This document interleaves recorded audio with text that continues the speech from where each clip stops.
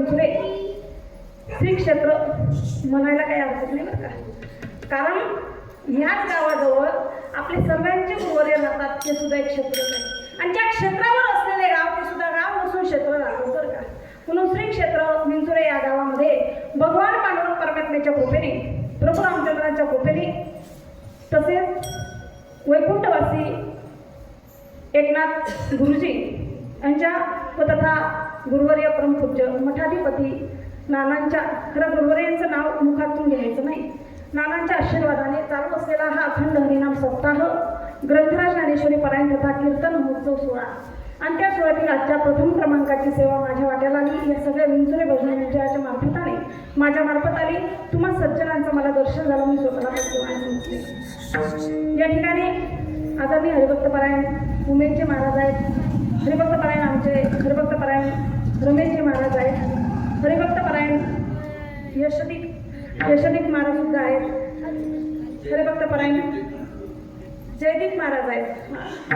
यश आणि जय तसा विचार केला तर एकच आहे. तसे सुंदर अशी ज्यांचं चॅनल, ज्या चॅनलवर मी आता सगळे त्र्यंबकचे कीर्तन ऐकले बरं का महाराज, अतिशय गोड आणि सुंदर चिंतन होतं. आणि विशेष म्हणजे हा सप्ताह ज्याच्यावर अवलंबून आहे ती सुंदर अशी सिस्टीम आमची दरेगावची, अतिशय सुंदर सिस्टीम आहे. सगळ्यांचं दर्शन आलं, एवढं वर्णन करण्यापेक्षा 2-3 वाक्यात वर्णन करते. उपस्थित असलेले गावकरी वृंद, ग्रामस्थ तथा भजनी मंडळ यांच्या पायावरती प्रथमता प्रणिपात करते. परमार्थातील जाणकार मंडळी, श्रोतेवर्ग आणि माता भगिनी यांच्याही पायावरती मी माझा माथा टेकवते. आणि भगवान पांडुरंग परमात्मा जशी बुद्धी देतील तसं विवेचन मांडण्याचा प्रयत्न करते. या अभंगावर विवेचन मांडत असताना या अभंगावर मांडलेले विचार हे माझं मत असेल. ऐका, तो काही सिद्धांत आणि प्रमेय नाही, कारण सिद्धांत आणि प्रमेय हा आबाधित असतो, म्हणजे काय स्वरूपाचा असतो. मत मात्र फोडता येतं आणि प्रत्येकाला मत होण्याचा अधिकार आहे. भारतीय राजघटनेने नेमून दिला तो संविधान आहे. म्हणून तुम्ही माझं मत फोडू शकता. या अभंगावर लावलेला अर्थ यथार्थ असेल असा माझा दावा नाही, अशी माझी आत्मप्रौढी नाही, असा माझा अहंकार देखील नाही.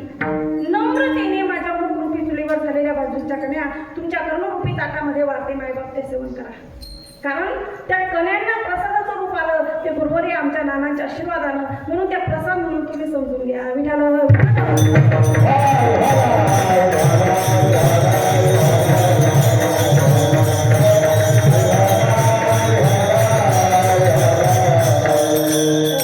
परिसरातील सगळे मंडळी आहेत. जगद्गुरु तुकोबाराय महाराजांचा अभंग सेवेकरता निवडलेला आहे. नामाचं महत्व या अभंगामध्ये आहे आणि नामाचं महत्व पटवून देत असताना जगद्गुरु तुकोबाराय महाराज या अभंगामध्ये उपदेश करतात. ऐका, बोलू नका. कलियुगामध्ये म्हणजे आताच्या युगामध्ये उपदेश करणारे रगड समाजामध्ये, पण समाजावर परिणाम मात्र पडत नाही. मग उपदेश करणारे रगड असून देखील समाजावर परिणाम का पडत नाही याचा जर आपण विचार केला ना, मी एकच वाक्य बोलते, उपदेश करणाऱ्यांचा तो अधिकार नाही. आणि विनाधिकाराने केलेला उपदेश हा समाजाला फलद्रूप ठरत नाही. नवे नवे समाज त्यांचा ऐकून घेत नाही. तुम्हाला संतांनी उपदेश केला, पण संतांनी जो उपदेश केला तो अधिकाराने उपदेश केला. महाराष्ट्र ही संतांची भूमी आहे आणि अखिल महाराष्ट्रामध्ये जे ही संत म्हणून अवतरले त्या सगळ्या संतांचा वैशिष्ट्यपूर्ण असा अधिकार आहे. संत मान्य सांगतात आम्ही अधिकाराने उपदेश करतो म्हणे. अधिकार पैसा करू उपदेश काय होते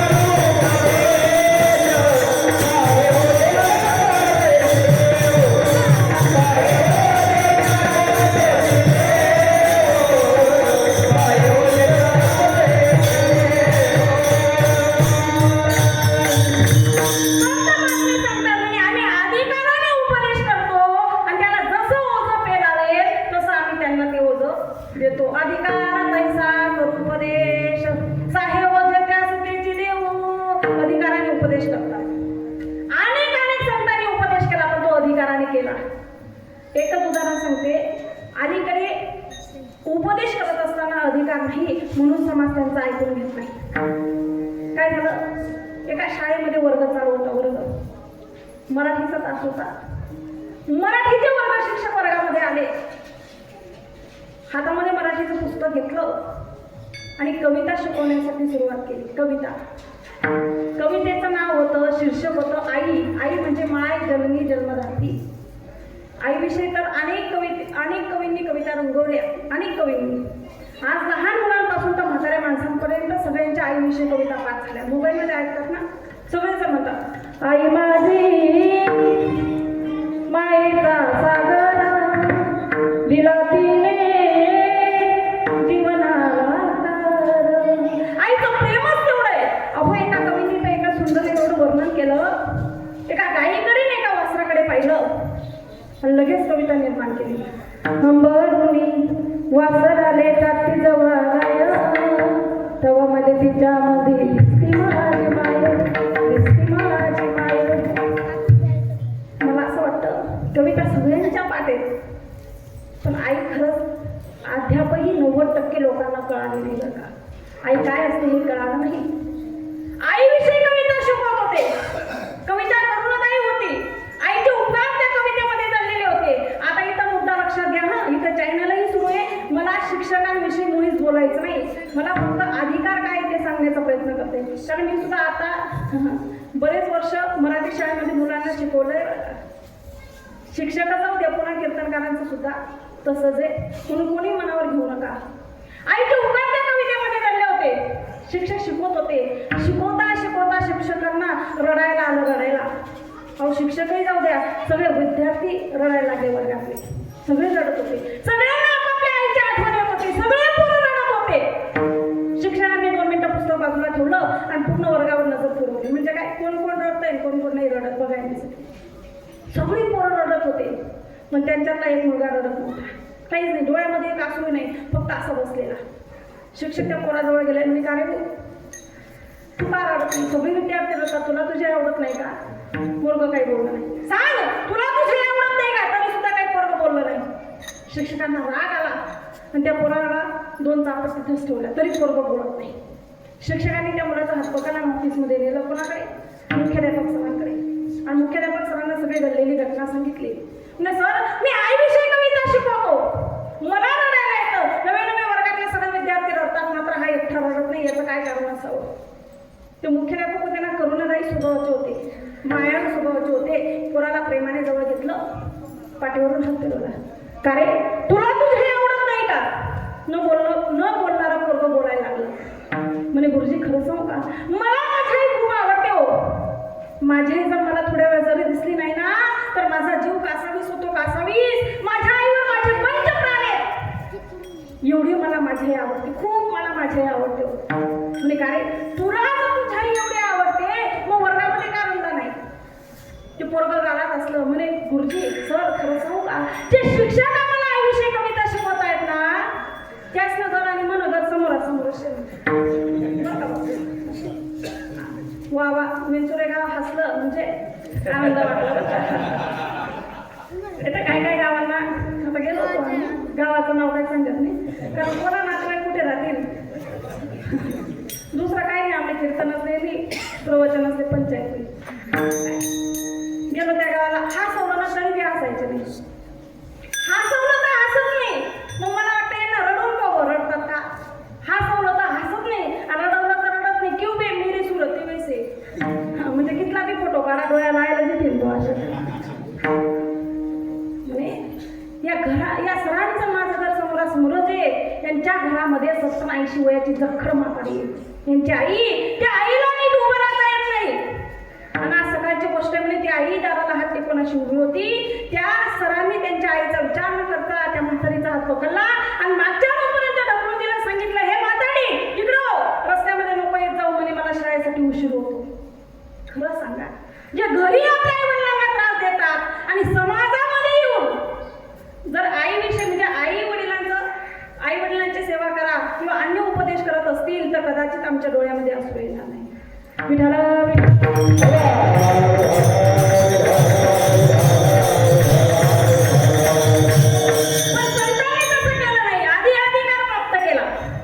कधी अधिकार प्राप्त केला. नाथबाबांचं उदाहरण सगळ्यांना माहिती आहे. एक स्त्री आपल्या पोराला घेऊन गेली, नाथबाबा माझा मुलगा कधी खूप गुळ खातो पण तो काय कीर्तन काम नाही.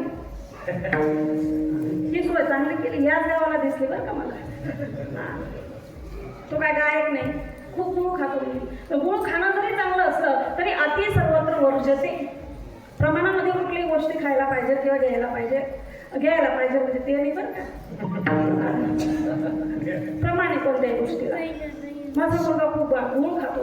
नाथबाबा सांगतात एक काम करा ताई, 1 महिन्यानंतर माझ्याकडे या. तिसरी तेव्हा काही बोलले नाही, पोराला घेतलं घरी गेली. 1 महिना लोटला गेला, पुन्हा तिसरी त्या पोराला घेऊन आले. म्हणजे बाबा चांगला नाही आला, त्याचा गुळ खाणं बंद करा. नाथबाबांनी 10 दिवशी लगेच उपदेश केला. त्या पोराने सांगितलं बाबा मी आजपासून गुळ खाणार नाही. स्त्रीच्या अंतकरणामध्ये मनामध्ये एक शंका होती. मी का बाबा जेव्हा मी तुमच्याकडे आले होते तेव्हा 1 महिन्यानंतर असं का म्हणून तुम्ही सांगितलं म्हणे बाई, तेव्हा मीच गुळ खात होतो. आलं का लक्षात? आधी माझं गुळ खाणं मी बंद केलं आणि उपदेशासाठी समर्थ ठरलो. विठाला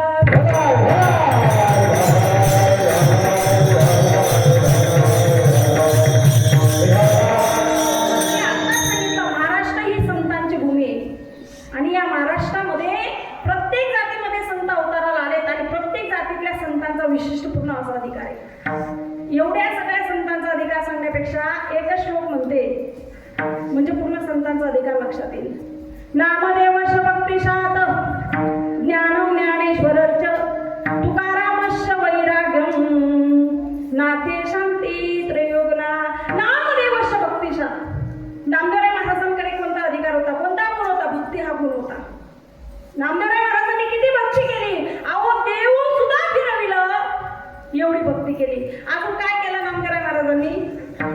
भगवान परमात्म्याने जेव्हा नैवेद्य खाण्यासाठी, आता नामदेवराय महाराजांचे वडील जेव्हा नैवेद्य देण्यासाठी जायचे, देव काय खायचा का? देव भावाचा भुकेला. पण नामदेवराय महाराजांना वाटलं वडिलांच्या हातून नैवेद्य खातात, माझ्या हातून का खात नाही? तिथेच डोकं आटपलं. आपण जेव्हा पहाटेच्या काकडा भजनामध्ये झाल्यानंतर एक नामदेवराय महाराजांचा अभंग म्हणतो बघा.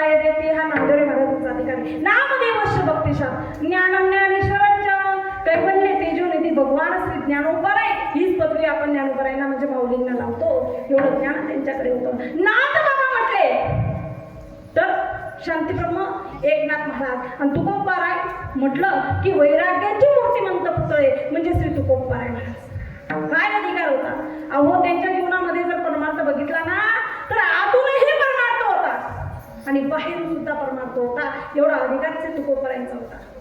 या विश्वाचा जर विचार केला ना तर या विश्वामध्ये, संपूर्ण विश्वामध्ये 4 प्रकारचे वर्ग पडतात. संत युक्तीप्रमाणे जगद्गुरु तुकोबाराय महाराजांच्या म्हणण्यानुसार, ग्रंथाच्या अभ्यासानुसार आणि संतांच्या वचनानुसार या विश्वामध्ये 4 प्रकारचे वर्ग पडतात.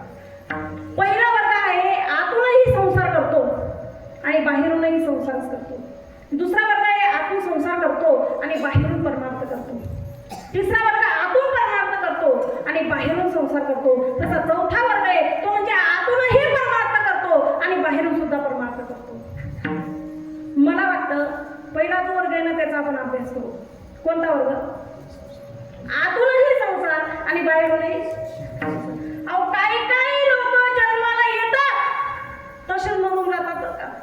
म्हणजे आल्याबरोबर मरतात असं नाही. जन्माला येतात पण आयुष्याचं सोनं करत नाही. जन्माला येतात पण परमार्थ करत नाही. कशाप्रमाणे? त्या उडी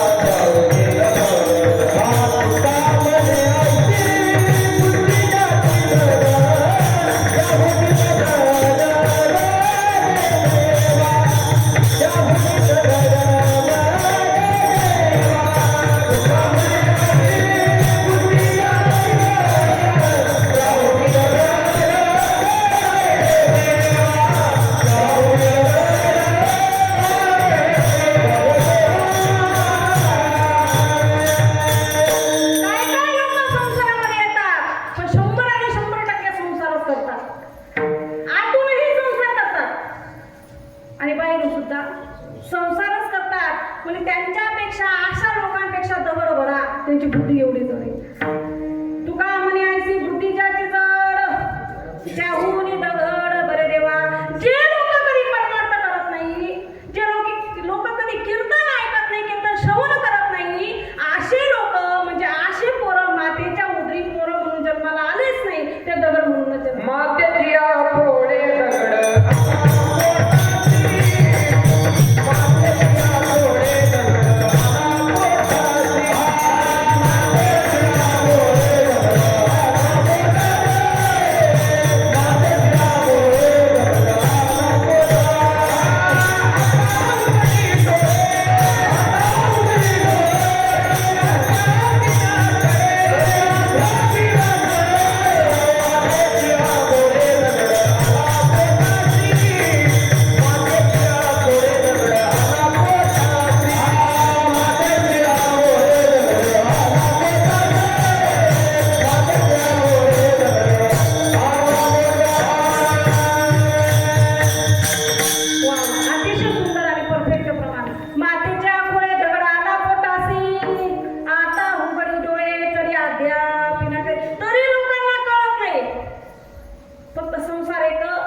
संसारच. बरं, संसार करतात, 100% संसार करतात, त्या संसारामध्ये केवळ सुख आहे का?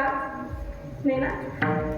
संसाराबद्दलचे सगळे प्रमाण पाठ आहे, कारण संसारामध्ये सगळ्यांना दुःखच आहे. किती दुःख? दुःख बांधवडी आहे हा संसार, सुखाचा विचार नाही कुठे. सुख जाऊ द्या, सुखाचा विचार सुद्धा नाही. जिकडं बघितलं तिकडे दुःखच आहे. संसार दुःख मूळ चहूकडे विश्रांती नाही कोठे. रात्रंदिवस रात्रंदिवस मनुष्य तळमळ करत असतो. निदान सत्यामध्ये एवढा तरी वेळ द्याव. प्रपंचामध्ये पाहिलं ना तर एक दुःख बाजूला सारत नाही तर दुसरं दुःख लगेच उभं राहतं. एक सारीला तो पुढे उभे, एवढं दुःख आहे. आपल्याला वाटतं हा समोरचा आहे ना, हा सुखी आहे. समोरचा सुद्धा दुःखीच आहे बरं का. आपल्याला वाटतं त्याचा बंगला आहे, त्याची गाडी आहे, त्याला सुद्धा कोणतं ना कोणतं दुःख असतं तो, पण तो दुःख व्यक्त करत नाही. एवढंच आहे. काय झालं? 2 माणसं असं बाकावर बसले होते. आपल्या गावात आहेत ना बाका, असे बाका. 2 माणसं बसलेले होते आणि दोघांचं घर समोरासमोरच होतं. काय माहिती नाही बरं, काय मी प्रवचनात सांगितलंय की काय लक्षात राहत नाही, कारण इकडे बरेच प्रवचनं होतात ना. दोघांचं लक्ष समोरासमोरच होतं, आपलं घर समोरासमोरच होतं, दोघं जवळजवळ बसलेले होते. आता जवळजवळ बसण्याची का वेळ आली? कारण दोघांच्या बायका माहेरी गेल्या होत्या. म्हणजे बाई संपटत नव्हतं ना. बाईचं जमलं तर ठीक आहे, नाही तर फार अवघड आहे बरं का. समोरचा म्हणे भाऊ खरंच तू सुखी आहे रे. मी तुला कसं काय माहिती? अरे कसं काय माहिती? काय तुझं माझं घर समोरासमोरच आहे का? तुझ्या घरामधून रोज मला हसण्याचाच आवाज येतो. म्हणजे किती नवरा बायको आनंदात संसार करतात तरी फक्त हसायचा आवाज येतात, कधी भांडणाचा आवाज येत नाही. आमच्या घरी आवाज येत असेल म्हणे, माझं घर समोरच आहे ना, भांडण करण्याचा आवाज येत असेल म्हणे. सकाळ झाली की माझ्या बाई भांडण करते, दुपार झाली की भांडण, रात्र झाली की भांडण. भांडण म्हणजे भांडण, फक्त भांडणच करते म्हणे, याच्याशिवाय तिला दुसरं काहीच कळत नाही. म्हणे भाऊ तू ना मला भांडण करायला. म्हणे कस काय रे? म्हणे मन बाई कोणी जर भांडण होईली ना मन बाई डायरेक्ट लाटणं मारी फेकत म्हणे लाटणं. म्हणे काय हे चुकीचं आहे, खोटं बोलतो तू. तरी सुद्धा हसण्याचा आवाज येतो. अरे त्याला फक्त मी सांगतो ना पद्धत वेगळी आहे म्हणे. ती लाटणं मारून फेकते मग तू हसतो का बरं? लाटणं जर मला बरोबर बसूच गया तर तिला हसू येस म्हणे, लाटणं जर उसकाईच गया ते मला हसू येस म्हणे. एवढाच फरक आहे म्हणजे दुसरं काही नाही. आवाज जाऊ द्या. एका बाईने एका माणसाला असं लाटणं मारून फेकलं, त्याचा एक पाय फ्रॅक्चरच झाला. हे दृष्टांतातलं आहे बरं का, तुम्ही इथला विचार नका करा. सिद्धांत पटवून देण्यासाठी दृष्टांत सांगायला लागतात. एक पाय फ्रॅक्चर झाला, त्याला दवाखान्यात सटाण्याला ॲडमिट केलं. त्याच्या पायाला प्लास्टर वगैरे बांधलं आणि थोडा वेळ झाला त्याला सलाई वगैरे लावली होती, प्लास्टर बांधलेलं होतं. आणि त्याच्या कॉटच्या म्हणजे त्याच्या शेजारीच कॉटला एक अजून दुसरं एक पेशंट आला. त्याचे 2 पाय फ्रॅक्चर होते, याचा एकच आणि त्याचे 2 होते. त्याच्या दोघं पायांना प्लास्टर वगैरे घालून त्यालाही सलाई लावला. हा त्याच्याकडे पाहायचा, म्हणा एकच पाय ना 2. काय झालं असेल, काय झालं असेल, काय झालं असेल. हा कसा तरी खाली उतरला, ते नर्स डॉक्टरला जाऊ दिलं. हा कसा तरी खाली उतरला, त्याच्याकडे सरकडत गेला आणि तो झोपलेला होता. भर झोपेमध्ये तो होता बिचारा. त्याला असा हात लावायचा, भाऊ हो दादा तुम्हाला काय आहे? म्हणे काय नाही, तू 2 पाय असेल का? अरे हो म्हणे आज मी एकच भेटत नाही 2 कुठून येते? अरे माझा अपघात झाला आणि ऍक्सिडेंटमध्ये 2 पाय फ्रॅक्चर झाले. विठाला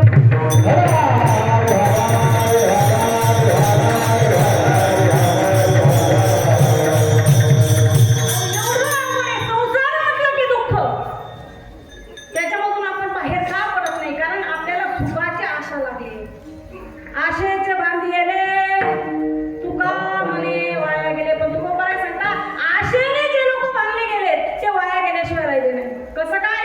अजून एक दृष्टांत सांगते म्हणजे तुमच्या लक्षात येईल. भजन करा विठाला.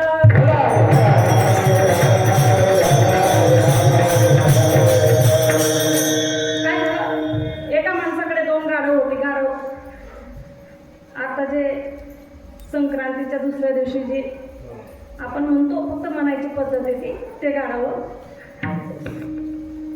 एका माणसाकडे होते आणि कालांतराने त्याने 2 गाढव विकून दिले. पण एक विकलं धोबीला आणि दुसरं विकलं डोंबऱ्याला.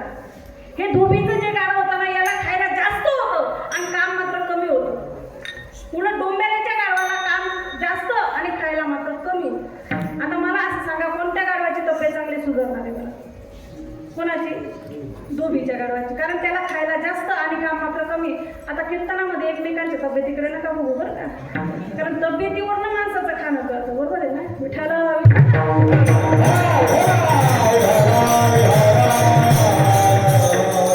धोबीच्या गाढवाला काम कमी होतं, खायला मात्र जास्त होतं. पुढे डोंबऱ्याच्या गाढवाला काम जास्त आणि खायला कमी. कालांतराने दोघंही गाढव एकमेकांना भेटले आणि जे धोबीचं गाढव होतं ना असं मस्तपैकी जात झुकते डोंबऱ्याच्या गाढवाकडे बघून हसायला लागलं. म्हणजे काय रे एवढा बारीक? मी काय करतो बाबा, माझ्या मालकाकडे काम खूप आहे म्हणे, खायला कमी आहे. धोबीचं गाढव म्हणे एक काम कर, तू माझा मित्र आहे, माझ्या मालकाकडे चल. माझ्या मालकाकडे काम मात्र कमी आहे, खायला जास्त आहे. तर माझ्या मालकाकडे म्हणे काय काय खायला आहे? म्हणे हरभरा आमटी आणि भाकरी. अरे एवढं स्वादिष्ट जेवण आहे म्हणजे आता आपण जे खाऊ म्हणजे बरं का एवढं. आणि म्हणून शिरा पण मी घेतला नाही ना म्हणून नाव सांगितलं नाही बरं का. एवढं सुंदर जेवण आहे म्हणे, चल माझ्या मालकाकडे. म्हणे नाही रे भाऊ, एवढं सुंदर जेवण असलं तरी मी तुझ्या मालकाकडे येऊ शकत नाही. धोबीचा गाढव म्हणतो चल, हे म्हणतं नको, ते म्हणतं चल, हे म्हणतं नको. धोबीचा गाढव म्हणे मी याला एवढा आग्रह करतोय, खायला जास्त आहे, काम कमी आहे, तरी हा येत का नाही याचं काहीतरी कारण असेल.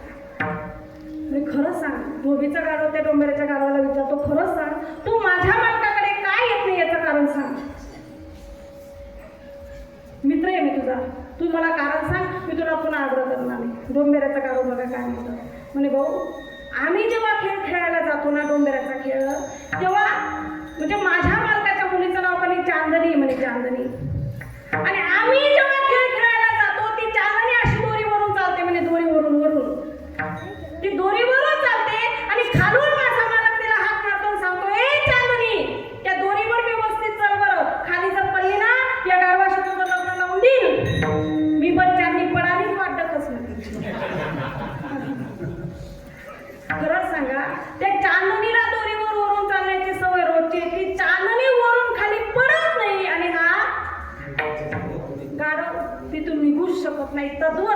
तत्वपर आता दृष्टांत डोक्यामधून काढून टाका, सिद्धांत लक्षात घ्या. तसं संसारामध्ये आपल्याला सुख भेटत नाही आणि तुम्ही आपण या संसारामधून निघूच शकत नाही.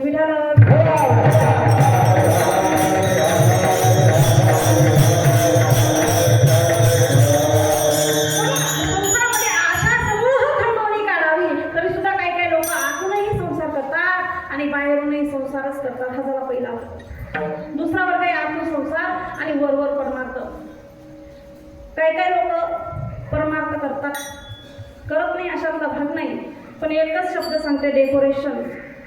वरी भगवा झाला नामे, अंतरी वर्ष केला कामे, त्याला म्हणू नये साधू, जगे विटंबना बाधू. बरोबर परमार्थ आणि आतून मात्र संसार.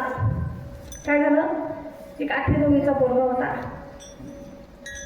खेड्यातला मुलगा होता, वडील वारले. काय करावं, जमिनीही नाही त्याच्याकडे, अतिशय गरीब मुलगा. त्याने विचार केला आता वडील वारले, आईला सांभाळावं कसं. पण त्याने वेगळाच विचार केला. त्याला वाटलं आपण मोठ्या शहरामध्ये जाऊ, मुंबईसारख्या शहरामध्ये जाऊ, तिथे मोठं काम करू, भरपूर पैसा कमवू आणि आईला सुखात समाधानामध्ये आपण ठेवू. म्हणजे चांगला विचार होता. पण मुंबईला गेला, हातामध्ये तर पैसे नाही, जेवढे भाड्यापुरते होते तेवढेच पैसे त्याने घेतले, तिकिटापुरते होते तेवढेच घेतले आणि गेला मुंबईला. आता मुंबईला गेल्यानंतर तिथे काहीतरी ओळख पाहिजे ना, तेव्हाच काम भेटतं. सहजासहजी काम भेटत नाही, डायरेक्ट मोठी नोकरी कुठे भेटेल. आता 8वी-10वीचा पोरगा, लहान मुलगा, जेवढे पैसे होते तेवढे संपले. काय करावं, काम तर भेटत नाही, इकडे तिकडे फिरला आणि मुंबईचा जो राणी भाग आहे ना, राणीबाग, त्या प्राणी संग्रहालय बंद झालेलं होतं आणि त्या प्राणी संग्रहालयाच्या बाहेर दगडावर तिथे बसला आणि रडत होता. त्या प्राणी संग्रहालय बंद झालं आणि त्या प्राणी संग्रहालयाचे 2 मॅनेजर बाहेर निघाले आणि त्याच्याकडे पाहिलं, त्याच्याकडे लक्ष गेलं, तो रडत होता. त्या मॅनेजरांनी विचारलं काय रे भाऊ काय झालं. त्यांनी सगळी हकीकत सांगितली. रडायला लागला, मला काम भेटत नाही, काहीतरी काम असेल तर द्या ना. ते मॅनेजर म्हणे एक काम कर, उद्या आमच्या प्राणी संग्रहालयामध्ये आता बंद झालं, उद्या ये, आम्ही तुला काहीतरी काम देतो. सकाळ झाली, पोरगा आनंदात होतं आणि प्राणी संग्रहालयामध्ये गेला. दोघं मॅनेजरांना भेटला, नाही दादा देतात ना मला, नोकरी द्या ना, काहीतरी काम द्या. बरोबर, तुला एक काम आहे ना, आमच्या प्राणी संग्रहालयामध्ये अनेक प्राणी आहेत आणि ते प्राणी येणाऱ्या लोकांचं मनोरंजन करतात पिंजऱ्यामध्ये बसून. त्या एका पिंजऱ्यामध्ये एक प्राणी मेलेला आहे आणि त्या प्राण्याचं फक्त तुला काय करायचंय, अस्वल नावाचा प्राणी मेलेला आहे आणि त्या अस्वलाचं तुला सोंग करायचंय. मग अस्वल होण्यासाठी काय करावं लागेल, आम्ही त्या अस्वलाची कातडी आवरून ठेवलेली आहे. एक काम कर, तू अस्वलाची कातडी पांघर आणि अस्वल म्हणून म्हणजे खोटं अस्वल म्हणून लोकांचं मनोरंजन कर, येणाऱ्या जाणाऱ्यांचं मनोरंजन कर. तो म्हणे एका ठिकाणी बसायचंय, चांगला पगार भेटतोय, काय होतं ते. त्या मुलाने त्या अस्वलाची कातडी पांघरली. 1 दिवस झाला, 2 दिवस झाला, 3 दिवस झाला, अतिशय लोक येणाऱ्या जाणाऱ्यांचं मनोरंजन करत होता. पण मनुष्य असा प्राणी आहे, त्याला एका ठिकाणी बसून चालतं का? कीर्तनामध्ये सुद्धा एका ठिकाणी बसवतं का? नाही नाही करतात. तो एकाच ठिकाणी बसायचा, लोकांचं मनोरंजन करायचं. तो म्हणे फार कंटाळलो रे ह्या कामाला, काय करावं. त्याने विचार केला, माझ्या शेजारी जे पिंजरा आहे त्या पिंजऱ्यामध्ये कोणता प्राणी हे आपण पाहावं, म्हणजे आपलं सुद्धा मनोरंजन होईल ना. त्याने ते गजांना असं पकडलं आणि बाजूच्या पिंजऱ्यामध्ये डोकावून बघितलं तर तिथं वाघ होता, वाघ. आता वाघ कोणी पाहिलं, हात वरती करा बरं. वा भाग्यशाली तुम्ही करता. आणि मी सुद्धा भाग्यशाली, मी सुद्धा वाघ पाहिलेला आहे TV मध्ये. अहो तिथे वाघ होता, याने वाघाला कधी बघितलेलं नव्हतं आणि याने वाघाकडे पाहिल्याबरोबर वाघाने याच्याकडे पाहिलं आणि वाघाने मोठ्याने डरकाळी फोडली आणि वाघाने मोठ्याने डरकाळी फोडल्याबरोबर हा घाबरला, याचाच फोन केला डायरेक्ट दुसऱ्या पिंजऱ्यामध्ये. अस्वलाच्या अंगावर धाड दिशा आदळला गेला आणि हा रडायला लागला, आई ग मला वाचव, मी आता मेलो, आलो होतो नोकरीसाठी, काम शोधण्यासाठी, पण मी आता मेलो, असं 2-4दा तो बोलला.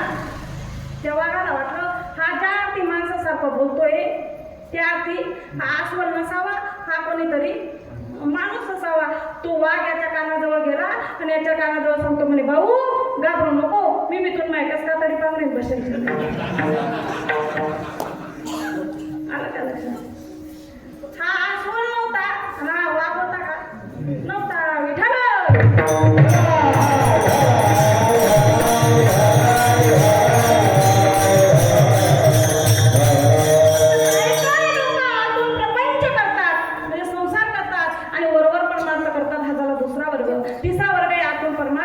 आणि बाहेरून संसार या वर्गामध्ये मला असं वाटतं अनेक संत महात्मे बसतात, पण त्याच्यामध्ये पैठणचे सुप्रसिद्ध साधू शांती ब्रह्मनाथ महाराजांचं वर्णन करावं टाईम कमी येऊन.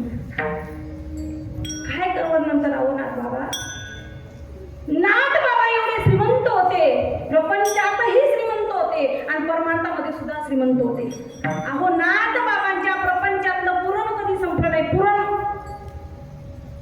बरं का ताई, आमच्या वैतरणा ताई सुद्धा आलेल्या आहेत, नाव घेण्याचं विसरली, पण म्हटलं आता कुठेतरी नाव घ्यावं. त्या काळातलं नाथ बाबांच्या घरचं पुरण संपलं नाही आणि परमार्थामधलं पुराण कधी संपलं नाही. एवढे श्रीमंत नाथ बाबा होते. काय श्रीमंती असावी. आणि ह्या श्रीमंतीमध्ये एवढा परमार्थ केला, एवढा परमार्थ केला. त्यांच्या घरी प्रत्यक्ष भगवान पांडुरंग परमात्म्याने, कैवल्य तेजोनिधी भगवान श्री परमात्म्याने काय करावं, त्यांच्या घरी कावडीने पाणी जागरी चक्रपाणी वाहे,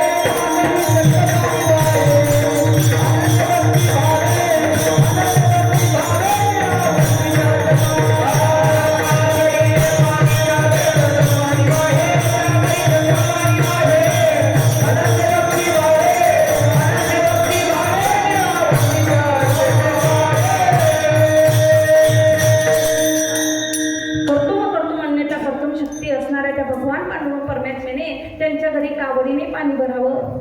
श्री एकनाथ सदनी माधव की सर्व कामे हे करीतो, स्वखरे चंदनगासी गंगेचे पाणी कावडीने भरतो.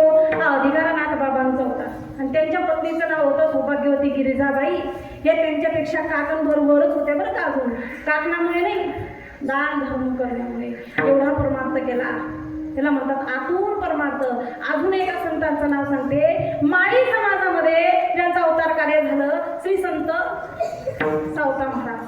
काय केलं, कांदा भाजी पिकवली आणि त्याच्यामध्ये विठ्ठलाला बघितलं.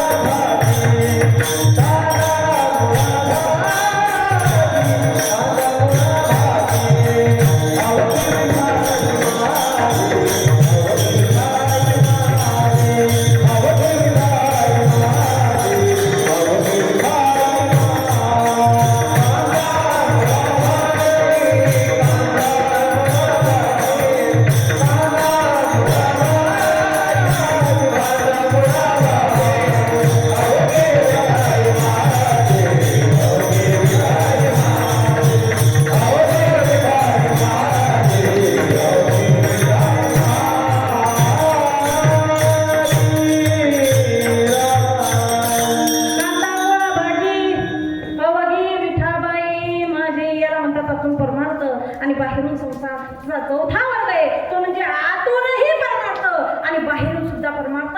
या वर्गामध्ये श्री संत तुकोबाराय महाराज बसतात. तुकोबाराय महाराजांनी आतून परमार्थ केला. आतून केला म्हणजे काय, दरवाजा खिडकी पॅक करीन का. आतून परमार्थ केला म्हणजे मनाने परमार्थ करा. मनाने तुकोबारायला ठाऊक आहे की मन फार चंचल आहे.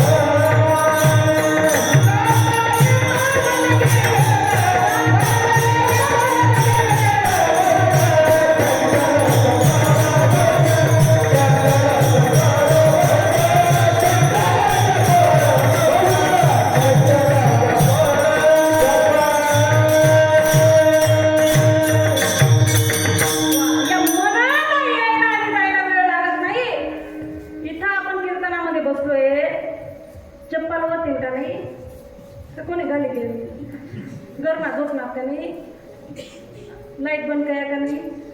किती पंचन केले. जाता येता म्हणलं की वेळ, यायला जायला वेळ लागत नाही. हे मन बिगर तिकिटाचं आणि बिगर भाड्याचं म्हणजे बिगर पैशाचं येऊन जावं लागतं. एवढं मन चंचले. पण ह्या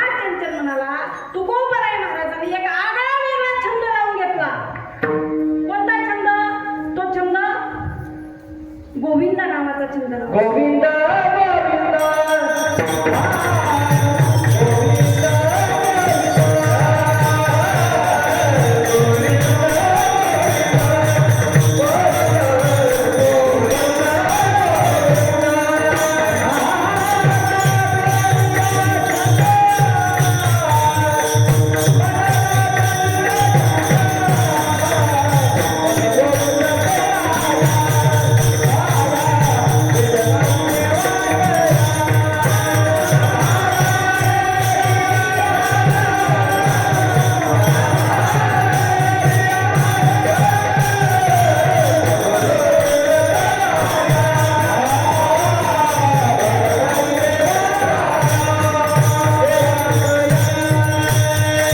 गोविंद नावाचा छंद गोविंद गोविंद मना लागल्या छंद मग गोविंद ते काया वेदना ही देवा ते अजून असं एक प्रमाण आहे माझ्या मनाला व छंद नित्य गोविंद गोविंद आणि गोविंद नावाचा छंद लागला तर माझं मन निसेल एवढा आपण परमार्थ केला बाहेरून परमार्थ केला कसा केला मला असं वाटलं आपण जे दुपारी काकडा भजन करतो ना 3 वाजता हा.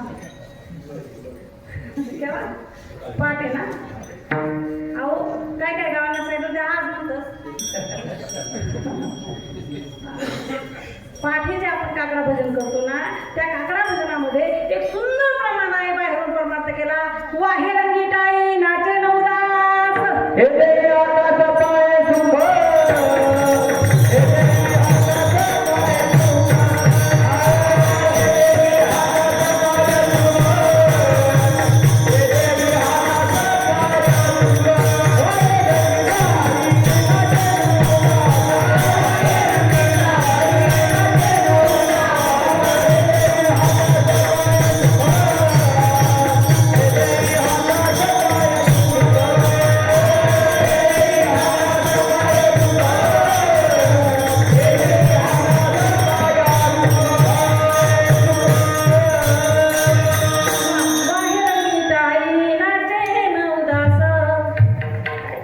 बाहेरून परमार्थ केला आणि एवढ्या अधिकाराने समर्थ असलेले श्री तुकोबाराय महाराज सांगतात म्हणे बाबांनो हा संसार सगळा आसार आहे त्या आसार संसारामध्ये तुम्ही काय करा ते महाराज भंगाच्या प्रथम चरणात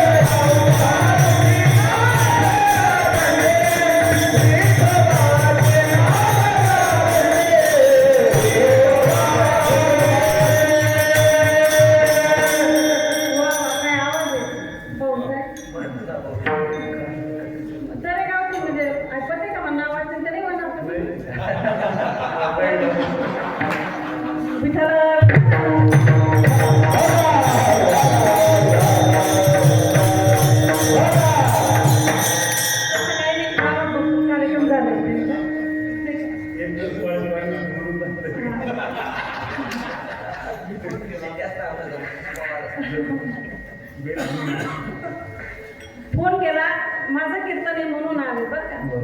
आज चायना चालू आहे मग काय सांग.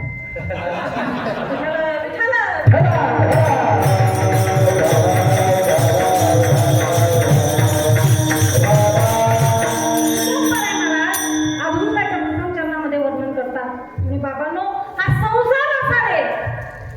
असार संसार आहे. या असार संसारामध्ये काय काय असणार आहे बघा. नाटक, तमाशा आणि चित्रपट हे सगळं काही आसार आहे. म्हणजे आसार संसारामध्ये सार तत्वाचा विचार करा असं तुकोबारे मला सांगतात. पण सार काय आहे. गरुड पुराणामध्ये 6 गोष्टी सार सांगितल्या नाही का. असारे दुर्ग संसारे षडपदी मुक्तिदायिनी विष्णू एकादशी गीता तुलसी विप्रेण देनवा या 6 गोष्टी. विष्णूची भक्ती हे सार तत्व आहे. एकादशी व्रत हे सारे. तुळशी मातेची सेवा हे सुद्धा सारे बरं का. प्रत्येक घरामध्ये आपल्या हिंदू धर्मामध्ये प्रत्येक घराच्या समोर तुळशी माता असते. तिला नुसतं तुळशी म्हणू नये. ती आपली तुळशी माता आहे. ती आपली माय आहे. आणि ज्याच्या दारामध्ये तुळशी नाही ते घर नाही आहे, ते स्मशान आहे. ते घर स्मशान अशा अनेक प्रमाण आहेत. आपण वारीमध्ये सुद्धा बघा. दिल्लीमध्ये आमच्या माय माऊल्यांच्या डोक्यावर काय असते. तुळशी माता असते. त्याच्या परमार्थामध्ये तर खूप मोठा साधन म्हणजे अधिकार आहे तुळशी मातेचा. खूप मोठा फायदाही आहे. पण वैज्ञानिक दृष्टिकोनाने सुद्धा तुळशीचा फायदा होते. आता कोरोनामध्ये जेव्हा औषधांचं हे संपलं तेव्हा तुळशी माता कामात आली. कारण तुळशी माता ही ऑक्सिजन देत असते. वारीमध्ये लोकांची गर्दी होते. असंख्य लोकांची गर्दी होते. वारकऱ्यांची गर्दी होते. आणि ही म्हणजे कार्बन डायऑक्साईडचं प्रमाण जास्त होतं. आणि ही तुळशी माता प्रत्येकाला ऑक्सिजन देण्याचं काम करते. म्हणून आमच्या माता भगिनींच्या डोक्यावर तुळशी असते. कारण हे सारे सार. तुळशी ही सुद्धा काय सारे. एकादशी व्रत सारे. गीतेचा अभ्यास. ज्ञानेश्वरी ग्रंथ काय. गीता म्हणजे ज्ञानेश्वरी ना. हो पवित्र असं ज्ञानेश्वरीचं पारायण चालू बघा. आणि ही ज्ञानेश्वरी म्हणजे गीता ही अर्जुनाला उपदेशात्मक सांगितली. अर्जुनाला अधिकार होता अर्जुनाचा. अनेक ओव्यांनी अर्जुनाला भगवान परमात्म्याने उपदेश केलाय. तरी जोडो आणि वहिलानी ए भक्तीच्या वाटेला ज्या पावाच्या वेळेला तिथं थांब माझे. अर्जुनाला अधिकार केलेला वेगळा आणि तुम्हा आपल्याला कळावी म्हणून ज्ञानेश्वरी सच्चिदानंद बाबांनी शके 1212 तुमच्या आमच्या समोर ज्ञानोबरांनी आणली. किती महत्त्वाची. मराठीमध्ये सगळ्यांना कळावी म्हणून. खरं तर मराठी भाषा ही पवित्र भाषा आहे. किती पवित्र भाषा आहे. अहो इंग्लिश मीडियममध्ये पोरं जातात. मला इंग्लिश मीडियमचा विरोध करायचा नाही बरं का. इंग्लिश ही मराठी शाळेमध्ये सुद्धा शिकवली जाते. इंग्रजीमध्ये पोरांना जेव्हा आपण शिकवतो तेव्हा ए फॉर पोरांना सांगा. ए फॉर ॲपल बरोबर. A for Apple. ए पासून सुरुवात होते. ॲपल म्हणजे सफरचंदापासून एका फळापासून सुरुवात होते. आणि झेड फॉर झेब्रा. शेवटी कुठं स्टॉप कुठं होतं. झेब्रा म्हणजे प्राणी करून टाकते माणसाला. पण मराठी भाषा बघा. अ पासून सुरुवात होते ना. अ म्हणजे अज्ञान आणि शेवटी ज्ञ. ज्ञ म्हणजे ज्ञान. अज्ञानी माणसाला ज्ञानी करते ती मराठी. मराठी जेव्हा पोरांना शिकवता येईल. लहान पोरांना मोठं झाल्यावर मराठी बोलता येते. शोकांतिक आहे. आपण मराठी माणसं आहे. पोरांना मराठी शिकवा. विठ्ठल विठ्ठल.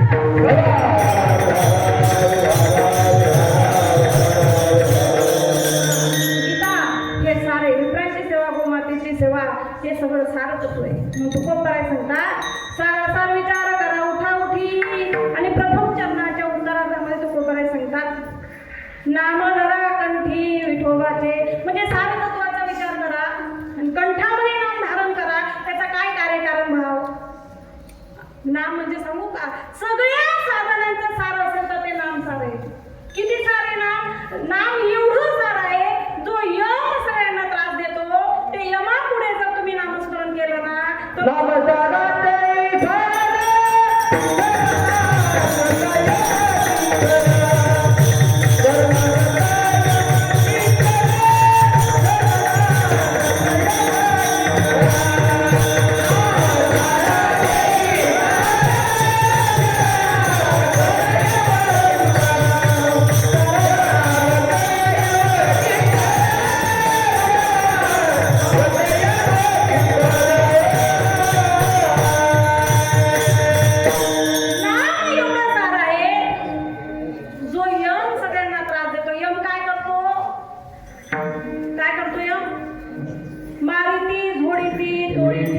तो निष्ठुर आहे.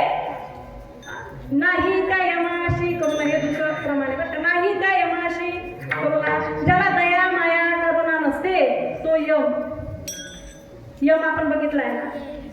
नाही, पाहिलाय ना आपण यम. आता टीव्ही मध्ये तो यम दाखवता, त्यांनी काय यमाला पाहिला आहे का? प्रमाणे ना तो यम कसा आहे, त्याचं वर्णन आवाडव्य असं त्याचं शरीर. तो मारतो, झोडतो, तोडतो, त्या तो काय माणसासारखा दिसत असेल. असा यम बोलू नका, असा यम जो सगळ्यांना त्रास देतो. यमाच्या मुखामध्ये जाणं, इकडे लक्ष द्या, यमाच्या मुखामध्ये जाणं म्हणजे सासरवाडी जाऊन चक्कर मारी येणं, एवढं सोपं आहे. यमाच्या मुखामध्ये जाणं म्हणजे डायरेक्ट शेवट, माणसाचा शेवट. पण अशा यमापुढे जर आपण नामस्मरण केलं ना, आपलं मरण तर निश्चित असतं, पण आपण तटल्याशिवाय राहतो. तो यम आपल्यापुढे शरणागती करतो. नाम साराचे ही सार, शरणागत यम किंकर, एवढं नाम सारे. या नामामुळे अनेक लोक तरले, भक्त तरले आणि अभक्त सुद्धा तरले. तरले तरती हा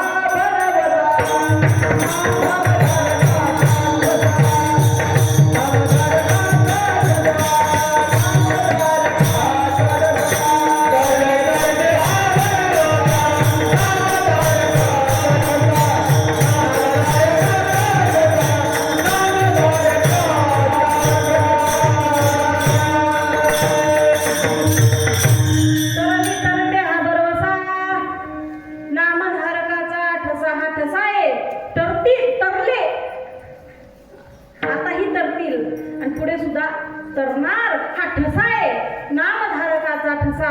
नाम एवढं पवित्र आहे, एवढं पवित्र आहे. अहो या नामामुळे पाषाण धरले, पाषाण.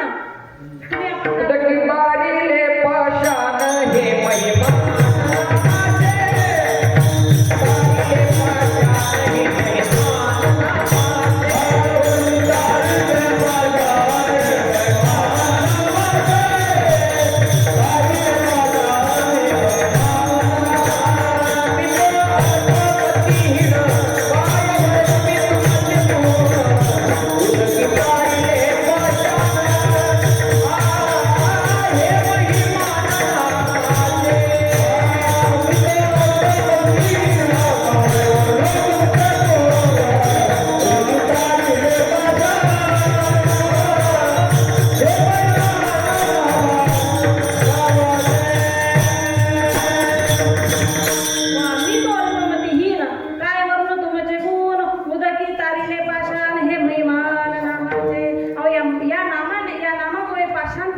त्या नामामुळे तुकोबरायच्या वया पडल्या. हो, जे नामस्मरण ज्या वह्यांमध्ये लिहिलं होतं, काही कर्मठांनी तुकोबरायांना त्रास दिला, गाठ्या पाण्यामध्ये टाकला. तुकोबराय 13 दिवसापर्यंत नदीच्या किनारी बसले, काठी बसले. काही लोकांचं असं मत आहे तुकोबरायांना घरी भेटायला यायचे आणि लोक अजून वरून त्रास द्यायचे. का हो तुकोबराय, तुम्हाला लोकांनी त्रासही दिला, तुमच्या वयाही पाण्यात टाकल्या, एवढे त्रास दिला तुकोबरायांनी.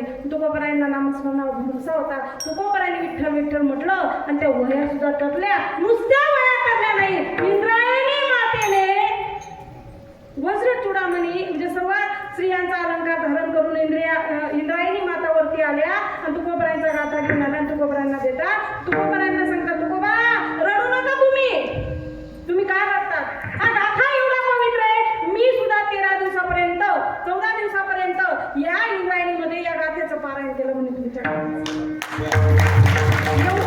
एवढे शब्द एवढ्या विठ्ठलाचं नामस्मरण या वयामध्ये आणि येतात का हो म्हणे. एवढं नाम सारे विठ्ठल.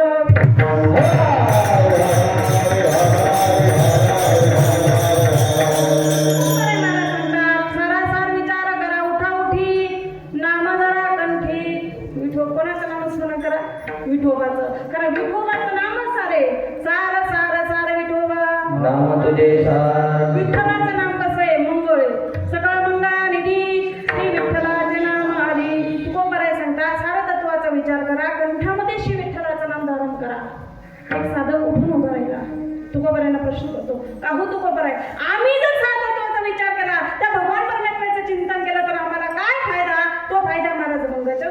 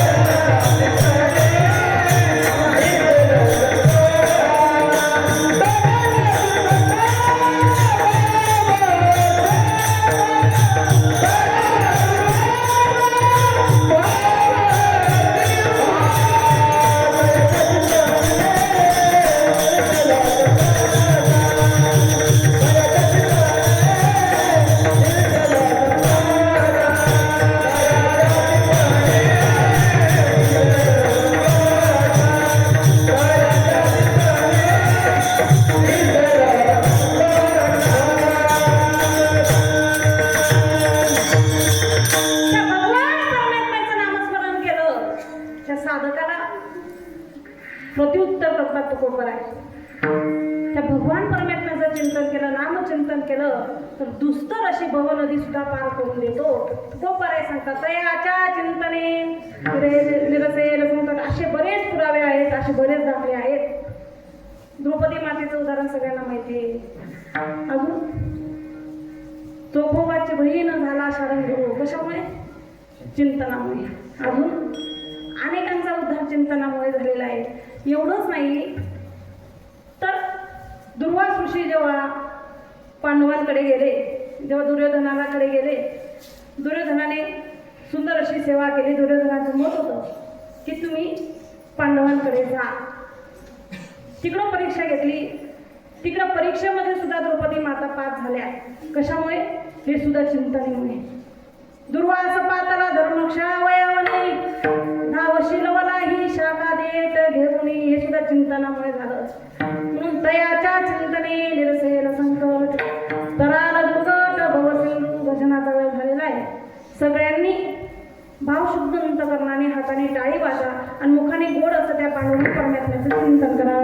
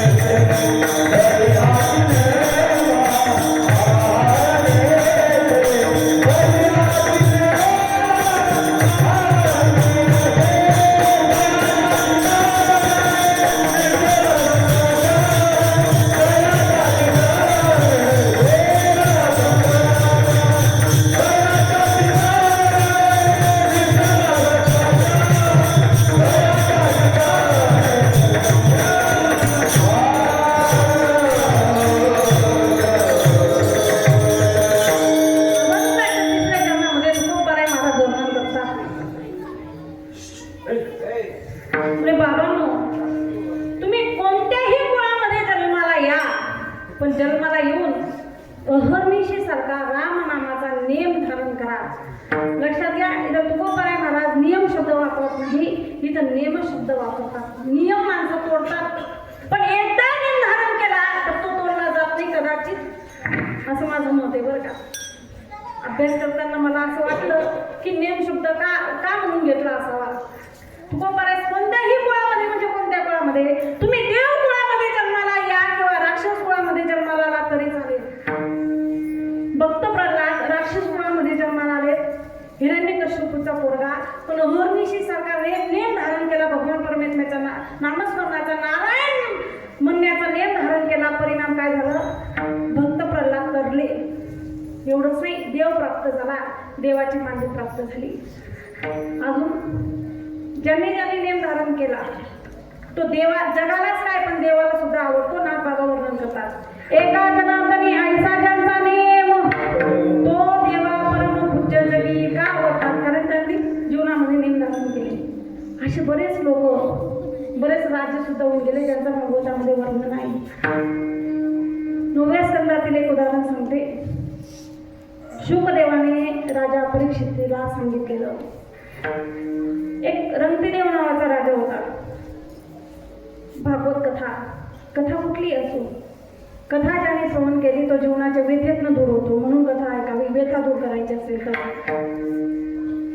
रंगदेव नावाचा राजा होता, उदात्त अंतकरणाचा होता. नदीवर स्नान करण्यासाठी जायचा, स्नान आटोपली की देवखुली होती, देवखुलीमध्ये पूजा करायचा. पूजा झाली की राजमहालामध्ये सिंहासन केलेलं होतं, एक विशिष्ट प्रकारचं आसन केलं होतं. त्या आसनावर राजा बसायचा आणि याचा त्यांना दान धर्म करायचा, दान करायचा. दान एवढा दानी तो राजा होता. आणि दान करत असताना जो येईल त्याला दान करायचा, पण लोकांची मारण्याची पद्धत बघायची ती असते. ते याचकांच्या लाईनीमध्ये एक याचक होता. त्याने रंगदेवाला सांगितलं, म्हणजे राजेसाहेब तुम्ही उदार आहेत का? म्हणे हो उदार आहे. किती उदार आहे? अरे माझं उदारपणाचं महत्व, माझं उदारपणाचं वैभव मी काय सांगू? राजेसाहेब आज मी जे मागेल ते तुम्ही मला देणार का? म्हणे हो देईन. मग तुला काय मागायचंय? पण मागणारा हुशार होता, आधी संकल्प सोडून घेतला, पाणी आणलं, संकल्प सोडला. राजेसाहेब हे तुमचं वैभव, ही तुमची संपत्ती, हे तुमचं ऐश्वर्य, ही तुमची सत्ता, सगळं काही मला देऊन टाका म्हणे. बघा संकल्प सोडलेला होता. राजा म्हणे चालेल. क्षणाचा विचार न करता, कारण उदात्त अंतकरणाचा तो राजा होता, क्षणाचा विचार न करता उतरा आता सिंहासनावर, नाही सिंहासन सुद्धा तुमचं नाही, उतरा आता खाली. राजाला उतरवलं. तुमच्या परिवारामध्ये कोण कोण आहे त्यांना बोलवा. राजाच्या परिवारामध्ये राजाची आई होती म्हातारी, राजाची पत्नी होती, मुलगा होता, मुलगी होती आणि राजा, असा 5 जणांचा परिवार राजाच्या समोर आला, त्या याचकाच्या समोर आला. फक्त स्त्रियांचं रक्षण होईल, राजवैभवाचे कपडे मुलाच्या आणि त्या राजाच्या अंगावरचे सुद्धा राजवैभवाचे कपडे काढून घेतले. पायामध्ये कोणाच्याही पायामध्ये चप्पल नको. जा म्हणे आता ही राजनगरी सोडून निघून जा. ज्याचं वैभव, ज्याची संपत्ती त्याला हाकलून दिलं. राजाने आपल्या परिवाराला घेतलं. परिवार सुद्धा काही बोलला नाही. बघा काय अंतकरण असेल हो त्यांचं, विशाल असं अंतकरण. निघाले, राजनगरी सोडून निघाले. 1 दिवस नाही, 2 दिवस नाही, 3 दिवस नाही, तर तब्बल 28 दिवसापर्यंत राजा आणि राजाचा परिवार तसाच चालत होता, तसाच चालत होता. पोरांनीही काही तक्रार केली नाही की आम्हाला भूक लागली असं. म्हाताऱ्या आईच्या पायामध्ये सुद्धा काटे टोचत होती, पोरांच्या पायामध्ये काटे टोचत होती. राजा तसाच काटे काढायचा आणि घेऊन जायचा आपल्या परिवाराला.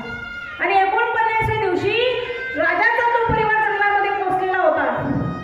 एका झाडाखाली त्या परिवाराला बसवलं आणि त्या परिवाराला सांगितलं, म्हणे मला माफ करा, तुमचा सांभाळ करू शकत नाही, तुम्हाला काय अन्न आणून देत नाहीये, मला माहिती तुम्ही माझ्याकडून काही मागणार नाही, तुम्हाला अन्न आणून देणं हे माझं कर्तव्य आहे. तुम्ही इथे बसा, मी अन्नाचा शोध घेतो. 49व्या दिवशी राजा अन्नाच्या शोधामध्ये लावून गेला.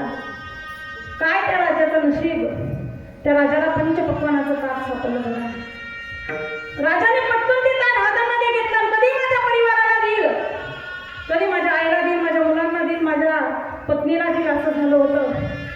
राजा धावून सुटला आपल्या परिवाराकडे आणि हाकेच्या अंतरावर आपला परिवार घेईल एवढ्यातच त्या राजासमोर 3 याचक उभे राहिले. तिघं याचकांनी सांगितलं, रे थांब, आम्ही 3 दिवसापासून उपाशी आहेत. तुझ्या हातामध्ये जे अन्नाचं ताट आहे ना ते आम्हाला देऊन टाक. मला सांगा, राजा आणि राजाचा परिवार किती दिवसापासून उपाशी होता? 48 दिवसापासून उपाशी होता. आणि मागणारे याचं फक्त 3 दिवसापासून उपाशी होते. ते ताट आम्हाला दे असं म्हटल्याबरोबर राजाने वरती आकाशाकडे पाहिलं आणि राजा ढसा रडू लागला. हे सगळं राजाच्या परिवारामध्ये जी पोरगी होती ना ती धावत आली. बाबांचा हात पकडला. बाबा रडू नका बाबा, काय म्हणता तुम्ही? मला गोष्ट इथे या ठिकाणी सांगायची. राजाच्या परिवारामध्ये राजाचा मुलगाही होता ना, पण धावत येऊन रडणारी कोण असते? मुलगी असते. मुलगा काही करत नाही असं माझं मत नाही हो. मुलगा म्हणजे वंशाचा दिवा, पण मुलगी म्हणजे वंशाची पंथी असं लोक का म्हणत नाही हो? का तिला अधिकार नाही? मला ही गोष्ट थोडी वाईट वाटते. का मुलींची हत्या करतात? या विश्वामध्ये येऊ द्या तिला. कदाचित ती मला रागिनी असेल, कदाचित ती तुमच्या मुलाचा उद्धार करणारी असेल. मुलाला जेवढं महत्त्व देतात ना तेवढा मुलीला सुद्धा महत्त्व द्या. मुलगा जे करू शकतो ती मुलगी सुद्धा करू शकते. ती दोघी कुटुंबांचा सांभाळ करते. तिच्या जागेवर उभं राहून बघा आणि कल्पना करून बघा ती आपल्यासाठी काय करते. मग तुम्हाला कळेल मुलीचं महत्त्व. धावत येणारी ती पोरगी असते पोरगी. खरं तर बापाचा मुलीमध्ये खूप जीव असतो बरं. बापाचा मुलीमध्ये खूप जीव असतो आणि मुलीचा सुद्धा बापामध्ये तेवढाच जीव असतो. ज्यांना पोरी येत ना त्यांना माहिती आहे. तुम्हाला वाटतं मी आधी कीर्तनाच्या सुरुवातीला आईच्या कविता थोडं 1-2 ओवी म्हटल्या. आईचं वर्णन करणारे, आईच्या कविता रचणारे पुष्कळ कवी आहेत, पण खंत वाटते बापाविषयी कविता लिहिणारे फार कमी येतो. का म्हणून बाप काय करत नाही का? बाप काय सांभाळत नाही का? आईला जसं आपण महत्व देतो ना तसं बापालाही महत्व द्या. बापही रडतो. आई जशी रडून मोकळी होऊन जाते ना तसा बापही रडतो. बाप 2 वेळेस रडतो. जेव्हा रात्र होते बाप आपल्या डोळ्याच्या अश्रू दिसू देत नाही आपल्या परिवाराला. रात्र झाली की आपल्या डोक्याखालची उशी काढतो, संसाराचं वर्णन करतो. काय मी या संसारासाठी झटतो, काय मी माझ्या परिवारासाठी झटतो, माझ्या पत्नीचं कसं होईल, माझ्या मुलांचं कसं होईल, माझ्या वाटेला जे दुःख आलं ते माझ्या पोरांना येऊ नये, माझ्या मुलीचं कसं होईल, जिला मी काचेच्या भांड्याप्रमाणे वागवतोय तिचं कसं होईल, हे सगळं वर्णन करतो. तो ढसा रडतो. तो बाप कोणाला दिसत नाही का? ज्या दिवशी मुलीचं लग्न होतं त्या दिवशी तो बाप रडतो. रडू येतं त्याला. तो बाप पोरीच्या सासूच्यांना सांगतो, लग्नामध्ये तुम्ही बापाकडे बघा, मुलीच्या बापाकडे बघा. त्याच्या पायामध्ये चप्पल राहत नाही. एवढा आवाजवा लग्नाचा खर्च त्याने केलेला असतो, पण डोक्यामध्ये एकच विचार असतो, अंतःकरणामध्ये हृदयामध्ये एकच विचार असतो.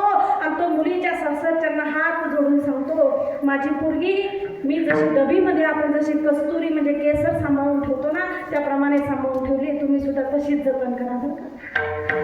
तो बाप म्हणतो, तळहाताचा पाळणा, दोन्ही डोळ्याचा नगीना, जशी कस्तुरी डबीतली वारवाली मैना. तो बाप सांगतो, लाडाची लेक बाई हरवून चालली, आज माहेर सोडून कशी चालली सासरी, जीवातला जीव देतो आज तुमच्या हवाली, आता तुम्ही माय बाप तिच्या जीवाची सावली, जीव खालीवर होतो तुला पाहता राणी, एका डोळ्यात आनंद एका डोळ्यातले पाणी. त्या बापाच्या एका डोळ्यामध्ये आनंद असतो आणि एका डोळ्यामध्ये पाणी असतो. तो बाप कोणाला दिसत नाही का हो? त्या मुलीने बापाचा हात पकडला. बाबा रडू नका, मला माहिती आहे तुम्ही उदात्त अंतःकरणाचे आहेत, मला माहिती आहे हे हातातलं